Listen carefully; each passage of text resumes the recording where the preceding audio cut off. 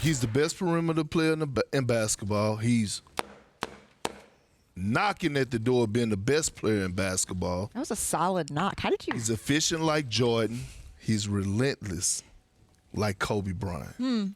When it comes down to how he attacks and how efficient he is, especially from the mid-range, right? When you talk about the guy that's leading the postseason in mid-range jump shots, that's him. 6'6", long arms, could post you up however you want it, is going to create space, turnarounds over both shoulders. He's dethroned Kevin Durant, in my opinion, right now as the best scorer in the league. He has zero flaws. Big perk, high praise for SGA. The MVP's obviously been rolling in these NBA Finals. He has 72 points through the first 2 games of the Finals, the most by any player in his first 2 Finals games. Markieff back here with us. Keith, where does SGA rank, and Wendy, of course. Hey, Wendy. Where does SGA rank among the top scorers in today's NBA? I would rank him around like 3. Personally, 1 and 2 will always be Kevin Durant, right? He's averaged more than 25 points for 17 straight years. He can score from all 3 levels. Have been doing it. It probably is the best scorer in NBA history, right? The difference between their game, Shai is more of a mid-range. Kevin Durant has mastered the mid-range. He's mastered the off the dribble 3, the post up to the basket. He's 6'10", 6'11", can score from anywhere on the court. So he always, as long as he's in the NBA jersey, he will be the best scorer in the league. My second best scorer is Kyrie Irving. Man, he's a magician with the ball. He can finish it. He can play all 3 levels. He averaged 25 points this year. He's going to continue to get better.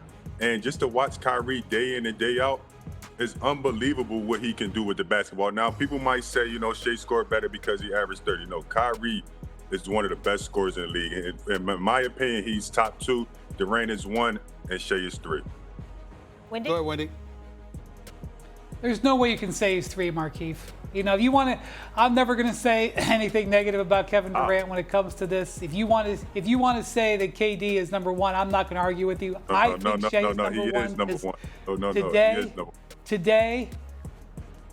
Today I got to go with Shai. But if you want to say KD, I am not going to fight you on that. And I'm not going to say anything negative about Kyrie Irving, but Shai is amazing. I mean, again, 3 straight years, over 30 points, over 50% shooting as a perimeter player. Just don't see it. It's just not something you ever see. 17 straight years of averaging 25 points in this league. I agree, man. I'm not fighting you. I agree. I don't know what else I think the world of Durant. Yeah, but I mean today, and the other thing is that KD misses some time. KD's just, he's gotten older. He's had some injuries. Shai has been kind of an Iron Man. So I don't know how you want to take that into account. But I also will point out that Shai is on the verge of something, Molly. I just want to point something out. And the series is 1-1. I am not getting ahead of myself. But I call it the MLB, the Michael, Larry, Bill. Okay? That's Michael Jordan Trophy for MVP, Larry O'Brien Trophy for the championship, Bill Russell Trophy for the MVP. If you get your hands on all 3, you're a Hall of Famer. That's it. You're a Hall of Famer. And then, that gets people up a little bit, their backs up. How could you call a 26-year-old Hall of Famer? Look at the history of the award. You got it. And if you get all 3 of those, and you're the scoring champ, which he is, you're talking about one of the greatest, accomplishment regular seasons that we've ever seen. And so, yeah, I think today he's number 1. And before you go, essay, yeah, we talking about accomplishment of his career, but we're just talking about flat out putting the ball in the basket. There is no better player in NBA history than putting the ball in the basket from all 3 levels than Kevin Durant. Essay? Not fighting that, but I would say if you had to take one player right now, who would you take to get you the basket? I would probably say Durant. But if you're asking me who the best scorer is, I'm going with Shai. We can never say there's a greater scorer than Kevin Durant. Kevin Durant has to be that dude because when we look at the requisite skills, what are we talking about? Okay, Wendy, let's look at Shai, who I've got, top 3. I would go Kevin Durant, Shai, and Kyrie. I got no problem with Kyrie because he's just spectacular. It's just the brother is just a magician with the basketball. But when you look at Shai, okay, he's got a mid-range. Kevin Durant don't have a mid-range? We know better. Does he have a long range? Not better than Kevin Durant. Can Kevin Durant finish at the basket like he can? Yes. Can Kevin Durant finish in the open court like he can? Yes. Can Kevin Durant shoot free throws like he shoots free throws? Yes. There is nothing with a basketball that Kevin Durant can't do to put the ball in the hole. You're right. It's just that simple. And so when I look at it from that standpoint, and I look at the test of time, I mean, Kevin Durant came into the league All-American out of Texas. You understand, this brother was something special. We got that part. Then he comes to the pro, didn't miss a beat. He is who he is. He's KD. And so I look at it from that standpoint. I'm like, he ain't done it for that long. You understand? Kevin Durant was doing this before Shai Gilgeous was 10 years old. And he's 26 now, and Kevin Durant is still doing it. Kevin Durant tore his Achilles. Kevin Durant missed about a year and a half. Kevin Durant, years ago, he had that foot injury. He missed time then. And the man comes back, and what does he do? He looks no different. This is who he is. So when it comes to putting the ball in the hole, Kevin Durant should be considered the greatest. I mean, he is spectacular. I don't care about the numbers of LeBron. I don't care about the Kareem Abdul-Jabbar with the sky hook. I don't care about the greatness of Michael Jordan, who is the GOAT in my mind. But when it comes to purely being a professional scorer, in terms of the skill set, inside or out, Kevin Durant is that dude. We can't take that away. Shai Gilgeous, obviously, in today's game, you look at him, what he's doing here. Kyrie, yes. But that's where I'm at with it. Like you said, he's stepped in the league averaging 20 points a game. He only had one season that he didn't score more than 25 points a game. This guy's an ultimate scorer. He's been an ultimate scorer. And like I said earlier, as long as he has a jersey on and playing in this league, he will be the best scorer in the league. Wendy, you have a quick final word here? Yeah. We're not talking about career accomplishments. Right. That's no question. We're talking about today. And I'm just going to say a stat, and I'm just going to leave it at that. Shai has 83 games this year of 25 or more points. 83. Durant has done that before in his career, by the way. But the fact that it's 83, which just shows you his team has advanced so long and he's been able to be so available, that should matter if it's on some level. Hold it. Stop. I got that. We appreciate it. But what did Keith say? Kevin Durant has averaged Kevin Durant has never averaged less than 20 in his career. I hate to break it to you guys. This debate is to be continued. Back to basketball, guys. There's no debate about what Dallas should do with the #1 pick. The Mavs have scheduled a private meeting with Cooper Flagg on June 17th and have no plans to meet with any other prospects. Flagg will come into the league with huge expectations after winning National College Player of the Year as a freshman. In fact, an article on ESPN.com laid out Flagg's expectations quite clearly when comparing the prospect with recent NBA players. It put Flagg's high-end comparison as Jason Tatum and his low-end as Andre Iguodala. Stephen A., what does Flagg's ceiling need to be to live up to the hype? Well, I think that you got to look at him as a potential superstar and somebody who's competing for championships. He can't be, I don't want to throw any names out there, but there have been several players in recent memory who put up big numbers, but they don't deliver wins. They're not challenging for championships. They're not in the championship equation, fellas. They're just getting paid because they're the best player on a sorry-ass team. That can't be the case with Cooper Flagg. Obviously, Anthony Davis is there. Kyrie's going to come back. But you're looking at a brother right now that not only the last time we saw him play basketball was a collegiate Final Four game against Houston. He had 27-7-4 with 3 blocks and 2 steals. He led his team in points, rebounds, assists, steals, and blocks in that Final Four game. And he did it the entire season as a freshman. And there's only three others in NCAA history, in Kevin Durant, Zion Williamson, and Anthony Davis, who were National Players of the Year as freshmen. And now he's a 4th. So when you look at it from that standpoint, it's that expectation, and nothing less is going to suffice. And I think we all expect him to be in the championship equation. Keith, as the player, I want to lock in on this, though, these comps. What do you think about these comps as Jason Tatum on the high end and Iguodala on the low end?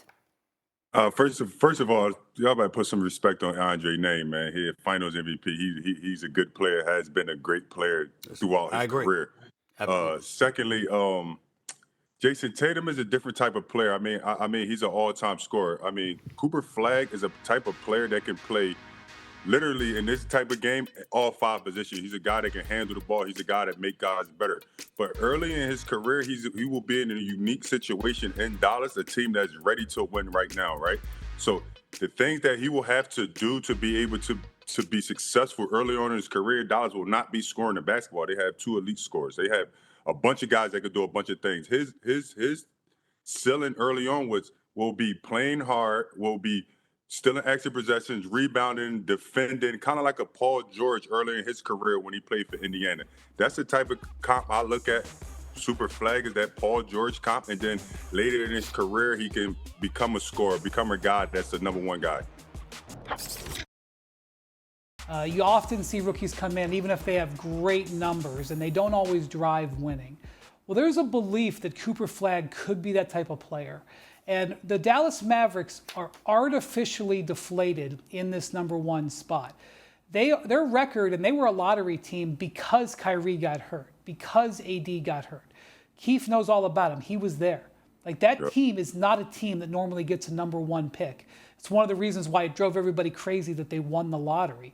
So he's going to be in a situation where he doesn't have to be the lead guy to drive winning. That is a rare, rare situation for a #1 pick. So he is primed to be successful. The second thing I'm going to say, in the modern NBA, if you're going to truly be an elite player, an elite star-level player, you have to play both ends. And he does. If you only play one end in the modern NBA, you're going to have a problem. Stephen A., you are right. What blows away people and gets people so excited about this young man is he cares so much and competes so hard at the defensive end.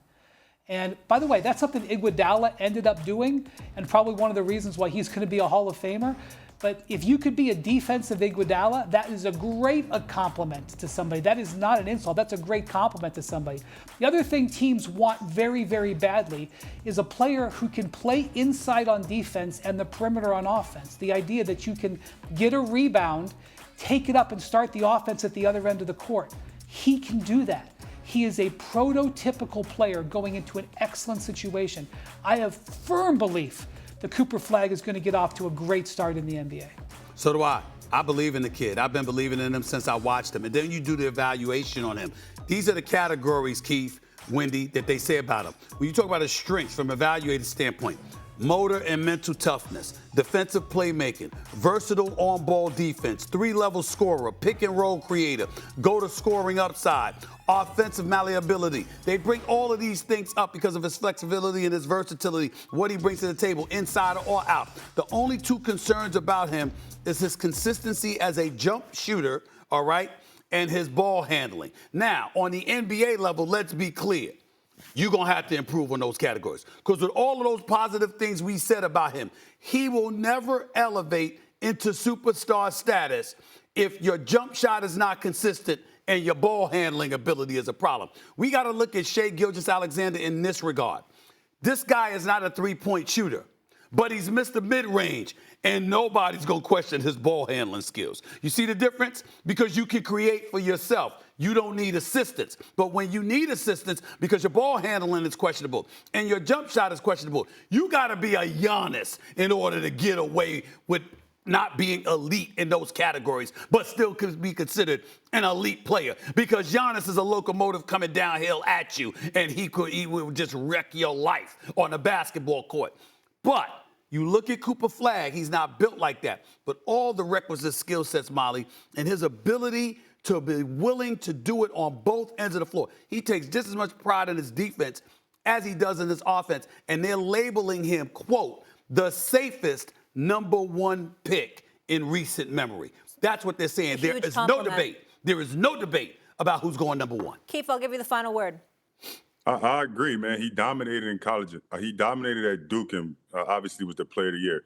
But the biggest thing right now for him is being able to go to a team like Dallas where they have veteran guys to be able to lead him. I'm no disrespect to the younger teams, but he's not going to a locker room where all the guys are the same age as him, and they're looking at him to be this superstar right off bat. He's going to a team was led by two guys that won championships in his league, a plethora of other role players that have done great jobs in his league. So he's going to a team where he can be led, and it's going to start the trajectory of his career going in the right direction. Absolutely. We got to leave it there. Keith, tell your wife she did a great job with the plants. I love the greenery. Actually, I'm in Philly at my mom's crib, so my mom. Oh, tell your mom. Does a great job. Tell your mom. My Duke's crib in Philly, and she did a great job for me. She's got a green thumb. You can't just be saying you at mom's crib without telling mom we sending love to moms. You understand? Who the hell are you at Marcus? Sure. We got to give mama the love. She's saying that she watching upstairs for sure. She's saying that. She said, "I'm gonna come down right when it's over." That's but right. You can shout her out, Steven. Mama Morris. Mama Morris. We got nothing but love for you. But Markieff, is she nervous when you're on, or she's like, oh, she's okay. She knows you got it. She good. She been nervous for 14 years. I've been in the league, so she ain't nervous about us watching us on TV. Love it. She's gonna text me in a second, like, "You look good, baby." I love it. I love that you're getting some good QT Once you with get the compliments while you're from up mama, north. you don't need it from nobody else. You get the compliments from mama. You don't need compliments from nobody else. Nobody else. Nobody else. Wanna try to boast at what I look like. Think I'm gonna try to wear, I pull up all brains. Jimmy with the heat, I'm on fire. It's NBA over here.